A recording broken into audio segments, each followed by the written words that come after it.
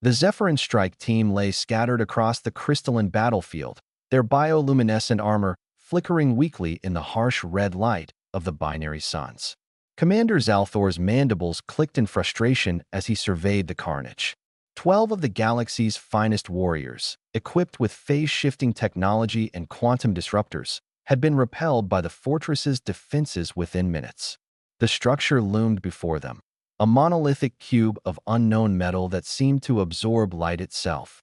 Its surface rippled occasionally, as if breathing. For 3 cycles, they had attempted infiltration. 3 cycles of failure.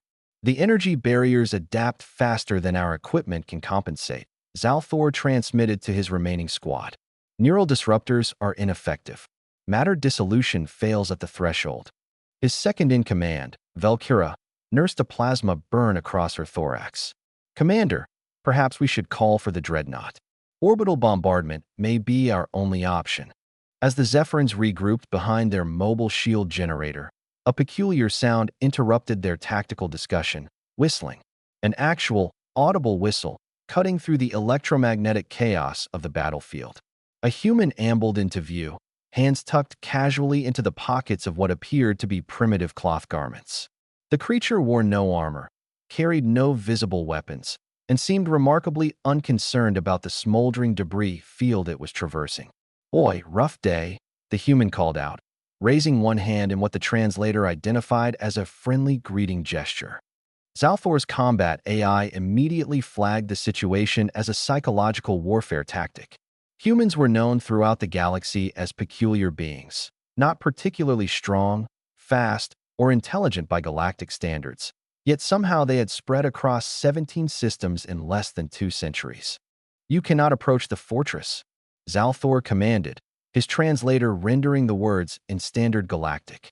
"Our finest technology has failed to breach its defenses. You will be disintegrated." The human, who introduced himself as Dave from maintenance, simply shrugged. "Nah, I'm just here to check the cooling systems. Been getting error codes all week." Before the Zephyrins could stop him, Dave walked directly toward the fortress. Zalthor's squad raised their weapons, expecting to witness the human's vaporization. Instead, they watched in stunned silence as the impenetrable barrier simply didn't activate. Dave reached the fortress wall, pulled out a small rectangular device, and pressed it against the surface. A panel slid open silently. "See, that's your problem right there," Dave muttered, apparently to himself. Someone set the defense grid to ignore carbon-based life forms under 200 kilograms. Classic rookie mistake.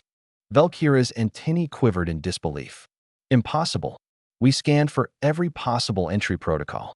Biometric, quantum signature, temporal displacement." "Yeah, but did you try knocking?" Dave produced another small tool and began manipulating something inside the wall panel. This whole fortress runs on a modified version of the Terran Unified Operating System, been standard across most of the sector since the trade agreement of '87. Zalthor felt his combat stimulants draining uselessly through his system. "You're saying this impregnable fortress uses human technology?" "Well, based on human tech. The Valorians bought the license, but never bothered updating the security patches." Dave pulled out what looked like a rigid sheet with glowing symbols. "Says here the admin password is still password 123. Honestly, that's just embarrassing."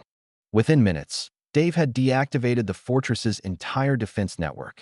The massive doors groaned open, revealing corridors that had repelled the Zephyrin assault for days. "Right? Well, cooling systems fixed. Error was just a clogged filter." Dave wiped his hands on his garments. "You lot need to get inside? I can leave the doors unlocked for about 20 minutes before the system auto-resets." Commander Zalthor stood motionless, processing the absurdity of the situation. His entire strike team had been defeated not by superior force, but by proprietary software and poor password management. As Dave strolled away, still whistling that infuriating tune, Zalthor made a note for his after-action report. Recommend immediate recruitment of human IT specialists for future operations. The galaxy's most sophisticated warriors had learned a valuable lesson. Sometimes the greatest weapon wasn't technology or firepower, but simply knowing where the off switch was located.